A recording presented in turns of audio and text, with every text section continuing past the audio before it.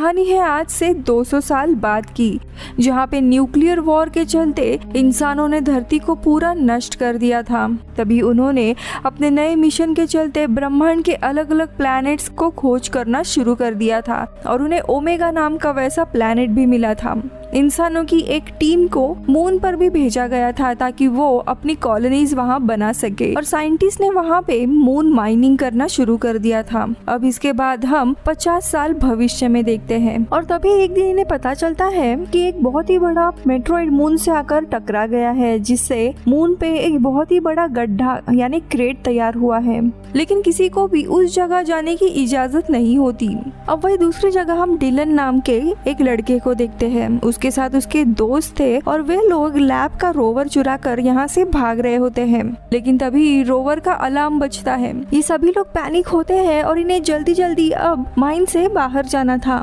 उसी के दोस्तों में हम कैलेब को भी देखते हैं, जिसके हाथ में एक कैप्सूल होता है और यहाँ से कहानी अतीत में जाती है। यहाँ पता चलता है कि कैलेब की माँ 7 साल पहले गुजर गई थी और उसके पिता भी हाल ही में इस दुनिया से चले गए थे।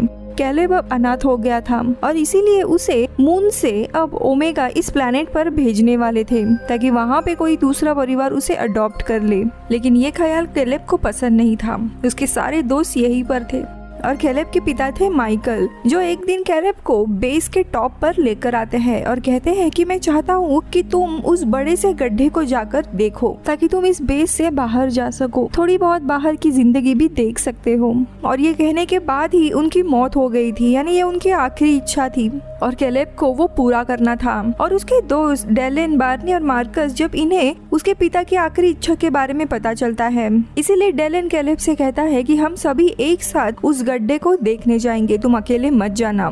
जिसके बाद ये सभी लोग जाकर अपने सफर के लिए जरूरतमंद सारी चीजें लेने लगते हैं। और इसी बीच में कैलेब को एक ऑफिसर ने वो कैप्सूल दिया था जिसमें माइकल के एशेस रखे थे और यही कैप्सूल हमने प्रेजेंट में देखा था।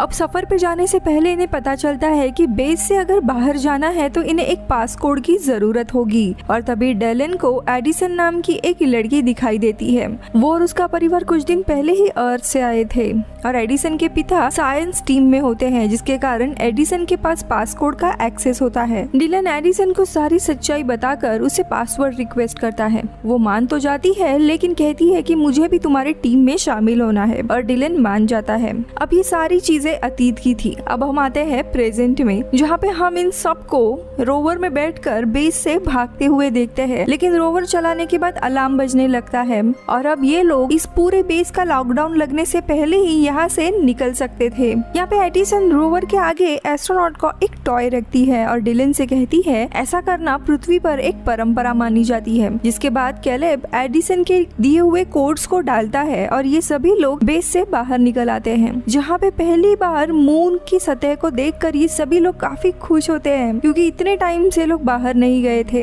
यहाँ पे मार्कस को हार्ट की बीमारी थी जिसकी दवाई वो लेता है। जिसके बाद आगे जाने पर इन्हें बहुत ही बड़ा खाली पड़ा हुआ एक शहर दिखाई देता है जो अब तबाह हो चुका था। कैलेब सबसे कहता है मेरे पिता ने बताया था इस शहर को इसीलिए बनाया गया था ताकि मून पर कॉलोनीज करके हम यहीं पे रह सके, लेकिन मिशन फेल हो गया था और फिर इंसान ओमेगा पर रहने चले गए थे। लेकिन इंसानों को ओमेगा के बारे में पता चला और सबका ध्यान मून पर से हट गया था और इसी के कारण हमें आज तक मून पर बेकार की जिंदगी जीनी पड़ रही है। लेकिन तभी एडिसन पूछती है कि क्या मून पर रहना इतना बुरा है? तभी सब लोग एडिसन को बताते हैं कि अगर कोई भी इंसान माइंस में काम करने के लिए अगर लेट आता है या फिर यहाँ पे आने के बाद अगर कोई बीमार पड़ता है तो उस इंसान को 20 साल के अलावा कुछ और समय मून पे रहने की सजा मिलती है। इतना ही नहीं, अगर कोई इंसान 20 साल पहले ही मारा जाता है तो उसकी किसी करीबी रिश्तेदार को बचा हुआ काम करने के लिए मून पर भेज दिया जाता है।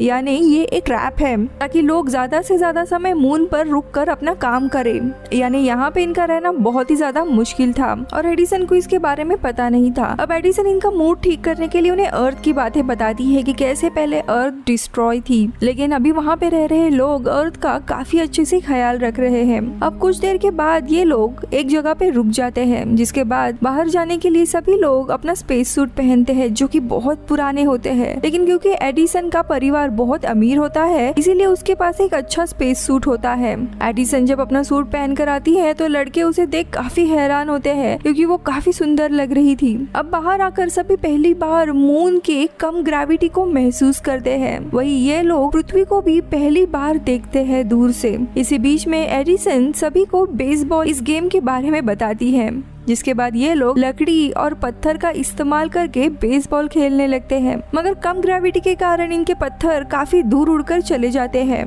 और ऐसे ही मौज करते हुए ये लोग अपना सफर तय करते हैं। अब आगे सभी लड़के एक एक करके खुद को एक कैबिन की मदद से रोवर से बांधकर अपने स्पेस सूट के ऑक्सीजन टैंक का इस्तेमाल करके हवा में उड़ रहे होते हैं। एडिसन उन्हें ऐसा करने से मना करती है क्योंकि ये काफी खतरनाक था, लेकिन डिलन उसे डरपोक कहता है और सब लोग हवा में उड़ने लगते हैं। लेकिन जब बार्नी की बारी आती है तो उसका केबल रोवर से टूटकर अलग होता है और ग्रेविटी के कारण बार्नी हवा में ही उड़ने लगता है। ये लोग काफी टेंशन में आते हैं और बचे हुए ऑक्सीजन टैंक की मदद से हवा में उड़कर किसी तरह एक दूसरे को पकड़ते हुए बार्नी को पकड़ लेते हैं और इनका वजन ज्यादा होने के कारण ये लोग जमीन पर आ जाते हैं। लेकिन उन्होंने इतना ऑक्सीजन यूज किया होता है कि अब उस गड्ढे यानी क्रेटर तक जाने के लिए इनके पास ऑक्सीजन बचा ही नहीं होता। लेकिन तभी कैलेब को याद आता है कि पास में ही एक पुराना आउटपोस्ट की जगह है जहाँ पे इन्हें ऑक्सीजन के टैंक मिल सकते हैं। लेकिन तभी बार्नी कहता है कि मेरे भाई के अनुसार वहाँ पे भूत रहते हैं, हमें नहीं जाना चाहिए। लेकिन ये सुनकर डिलन बार्नी के भाई का मजाक उड़ाता है और इसके कारण दोनों में भी लड़ाई शुरू होती है। लेकिन तभी कैलेब आकर इन्हें रोक लेता है, जिसके बाद ये लोग आउटपोस्ट तक जाने लगते हैं। थोड़े समय के बाद वहाँ पहुँचते हैं जहाँ काफी अंधेरा होता है और तभी इन्हें इंसानों जैसे ही दिखने वाली कुछ चीज दिखाई देती है, जिसे देखकर सभी लोग डर के चीखने लगते हैं। लेकिन तभी वो लोग लाइट चालू करते और उन्हें पता चलता है कि वो बस पुतला था। यहाँ पे इन्हें पता चलता है कि ये काफी एडवांस घर है और तभी एडिसन बताती है कि ये घर एक सैंपल था। अगर मून पर कॉलोनी बनाते तो ऐसे ही इंसानों का घर होने वाला था। इस घर में ऐसी काफी सारी चीजें थी जो ये लोग पहली बार देख रहे थे, इसीलिए काफी सारी चीजें लोग एक्सप्लोर करने लगते हैं। काफी ढूंढने के बाद इन्हें ऑक्सीजन टैंक और खाने पीने की कुछ चीजें मिलती है। काफी अच्छा खाना होता है और ये लोग मस्त दबा के खाने लगते हैं। घर का माहौल बहुत ही कोजी था, इसीलिए ये लोग रात वहीं पे बिताने का फैसला करते हैं। और एडिसन भी इन्हें अर्थ की काफी सारी कहानियां बताने लगती है कि कैसे अलग अलग कल्चर है और लोग एक साथ मिलजुल के रहते हैं। वो कहती है कि उसका भी काफी अच्छा परिवार था, लेकिन उसके माता पिता अलग हो गए थे और अब उसकी माँ उसके छोटे भाई को लेकर ओमेगा रहने चली गई है और वे लोग क्रायो स्लीप में है, इसीलिए वो इनसे बात भी नहीं कर पा रही है। अब इनकी बातचीत चली रही थी कि तभी बार्नी एक बटन दबाता है, जिसके कारण घर में कुछ म्यूजिक बजने लगता है और ये लोग पैनिक होते हैं। लेकिन तभी एडिसन इन्हें बताती है कि ये गाने हैं जो लोगों के मनोरंजन के लिए यूज होते हैं और उन्हें पता चलता है कि ये घर पूरा एक ऑटोमेटिक एआई चला रहा है। यहाँ पे अगर ये लोग रहते तो काफी अच्छी तरीके से लाइफ बिता सकते थे, लेकिन अभी इन्हें एक बेस में ही रहना पड़ रहा है और उनकी लाइफ बहुत ही ज्यादा कठिन है। यानी इनके साथ जानबूझकर बहुत ही बुरा सलूक किया जा रहा था। इसके चलते सबको गुस्सा आने लगता है और गुस्से में ये लोग घर की सारी चीजों को तोड़फोड़ करने लगते हैं और इन्हें मजे आने लगते हैं, जिसके बाद ये लोग पिलो फाइट भी खेलते हैं। अब थकने के बाद एक जगह पे लोग बैठे थे, तभी कैलेब एडिसन से कहता है, डिलन मेरा सबसे अच्छा दोस्त है, हम दोनों बेस्ट फ्रेंड है और मेरे जाने के बाद वो बहुत ही अकेला महसूस करेगा, इसीलिए तुम उसकी अच्छी दोस्त बनना। और एडिसन भी उससे वादा करती है। अब देखते ही देखते सुबह होने वाली थी, इसीलिए ये सभी निकलने का सोचते हैं। लेकिन तभी इनके रोवर की बैटरी खत्म हो जाती है। अब यहाँ से वो क्रेटर यानी मून पे पड़ा हुआ जो बहुत बड़ा गड्ढा था वो ज्यादा दूर नहीं था, इसीलिए एडिसन एक प्लान बनाती है और उसके चलते वो बेस में एक डिस्ट्रेस सिग्नल भेजती है ताकि कोई भी टीम आकर इन्हें रेस्क्यू करे। और वो बताती है कि रेस्क्यू टीम आने तक हम उस क्रेटर को देखकर वापस रोवर में आ जाएंगे। इसके बाद ये सभी लोग स्पेस सूट पहन कर आते हैं और पैदल चलकर उस मून के बहुत ही बड़े गड्ढे तक पहुंच जाते हैं जो बहुत ही बड़ा होता है। इसे देखकर ये लोग काफी हैरान थे।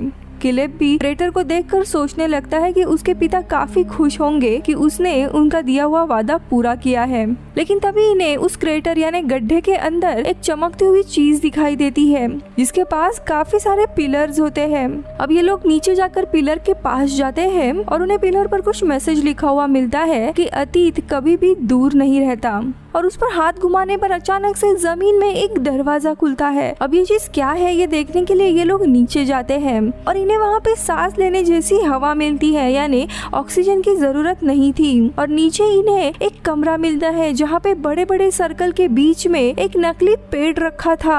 यहाँ पे एडिसन को कुछ समझ आता है और इसीलिए वो कमरे की दीवारों पर हाथ लगाने लगती है और तभी दीवार में से एक बटन बाहर आता है जिसे दबाते ही कमरे की सारी चीजें पृथ्वी के होलोग्राम में बदल जाती है और यहाँ सभी लड़कों को पृथ्वी असल में कैसी थी वो देखने मिलती है। ये सारी चीजें देखकर कैलेब भी समझ जाता है कि उसके पिता चाहते थे कि कैलेब उनके मरने के बाद उनके एशेस को उसके माँ के साथ ही रखे। कैलेब वैसा ही करता है और उनके तस्वीर को वो अपने पास रख लेता है।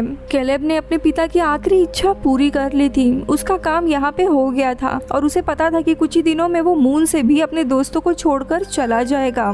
ये सोचते सोचते वो काफी ज्यादा दुखी हो जाता है। डिलन अपने दोस्त की उलझन समझ जाता है और वो कैलेब को समझाता है कि हम सभी यही चाहते हैं कि तुम ओमेगा इस ग्रह पर जाओ, तुम्हारे माता पिता भी यही जाएंगे क्योंकि तुम वहाँ पे जाकर एक अच्छी जिंदगी बिता सकते हो। मून पे रहकर हमारी तरह ही तुम्हें बहुत ही बुरी जिंदगी बितानी पड़ेगी। कैलेब भी समझ जाता है। अब यहाँ पे मार्कस को हार्ट की बीमारी थी और उसके दवाई का समय हो गया था, इसीलिए इन्हें बाहर आना पड़ता है। लेकिन तभी वहाँ पे मेट्रॉइड शावर शुरू हो जाता है, जिसके कारण बहुत जोरों से काफी सारे मेट्रॉइड इनके तरफ आने लगते हैं और मून से टकराने लगते हैं, जिसके कारण इन्हें वापस से रोवर जाने में बहुत मुश्किल होती है और कैसे तैसे वहां तक पहुंच जाते हैं। वही एडिसन पीछे रह जाती है और उसे एक पत्थर के पीछे छुपना पड़ता है, लेकिन उसे बचाने के लिए डिलन और कैलेब बाहर आते हैं। लेकिन तभी डिलन को एक मेट्रॉइड आकर लगता है जिससे वो वहीं पर बेहोश होता है। लेकिन इनके स्पेस सूट में रिपेयर गन होती है जिसे ये लोग डिलन के स्पेस सूट के क्रैक्स को ठीक करते हैं। जिसके बाद कैलेब अपने दोस्त डिलन को कंधे पर पकड़कर एलिसन के साथ रोवर के अंदर आता है। लेकिन रोवर की एक विंडो भी मेट्रॉइड के टकराने के कारण टूट चुकी थी और इसीलिए इन लोगों को अपने स्पेस सूट के ऑक्सीजन पर ही जिंदा रहना पड़ता है। वे लोग वहीं पर होते हैं और रेस्क्यू टीम के आने का इंतजार कर रहे होते हैं, लेकिन उन्हें पता चलता है कि मेट्रॉइड शावर के कारण कोई भी अब बेस से बाहर नहीं आने वाला उन्हें बचाने के लिए, और उधर ही वेट करते करते ये लोग सो जाते हैं। लेकिन ऑक्सीजन की कमी के कारण कैलेब और डिलन दोनों भी उठ जाते हैं और कैलेब का दम घुटने लगता है। लेकिन तभी कैलेब को दूर से लोगों का आवाज आने लगता है। वो समझ जाता है कि रेस्क्यू टीम आ गई है और वो अपनी आंखें बंद कर लेता है। अब इसके बाद सीन सीधा शिफ्ट होता है कुछ समय के बाद। जब कैलेब की आंख खुलती है तो वो काफी हैरान था क्योंकि वो ऑलरेडी ओमेगा ग्रह पर पहुंच चुका था, यानी कि उसे रेस्क्यू टीम ने रेस्क्यू करके उसी बेहोशी के हालत में क्रायो स्लीप में डालकर ओमेगा पे भेज दिया था। ओमेगा जाने के लिए 75 साल लगने वाले थे और उसके 75 साल बीत गए थे, लेकिन अभी भी वो ज्यादा बड़ा नहीं था क्योंकि वो क्रायो स्लीप में था। कैलेब बहुत ही दुखी था कि उसे अपने दोस्तों को लास्ट टाइम गुड बाय करने का मौका भी नहीं मिला। तभी एक नर्स आकर कैलेब को उसकी चीजें देती है। उसमें उसे उनके दोस्तों की तस्वीर और एडिसन का दिया हुआ वो टॉय मिलता है।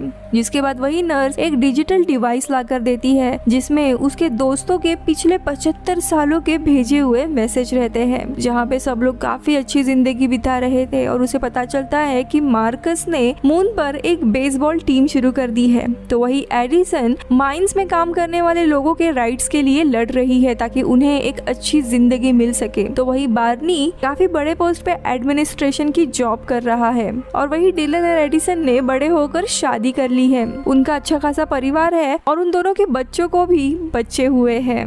कैलेब ये सारी चीजों को देखकर काफी खुश होता है। वही कैलेब के लिए बस कुछ ही साल बीते थे। अपने दोस्तों की बढ़ती उम्र के साथ साथ वो थोड़ा दुखी भी होता है कि वो उनके साथ ये सारा समय बिता नहीं पाया। और जब वो बात करने जाता है तब उसकी आवाज पूरी बदली हुई थी, जिसे सुनकर वो काफी खुश होता है। कुछ समय के बाद कैलेब को एक फॉस्टर फैमिली अडॉप्ट कर लेती है, जिसके बाद वो अपनी नई जिंदगी इस प्लेनेट पर शुरू करता है। कुछ समय के बाद कैलेब एडिसन के भाई से भी मिलने जाता है और उसे एडिसन का टॉय देता है और उस दिन हुए मून के उस एडवेंचर के बारे में भी उसे बताता है और कहानी इधर ही खत्म होती है। Bye bye.